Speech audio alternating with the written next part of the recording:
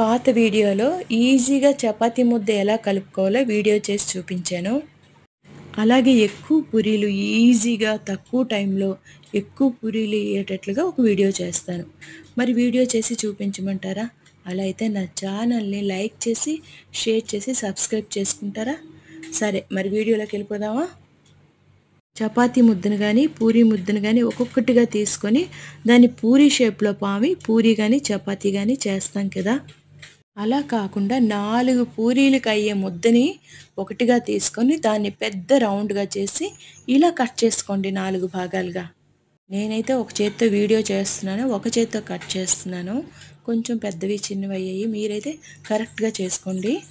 Stove మీద కళాయి పెట్టి దాంట్లో ఆయిల్ వేసి మరిగిన తర్వాత ఒక్కొక్క దాన్ని వేపుకోవాలి.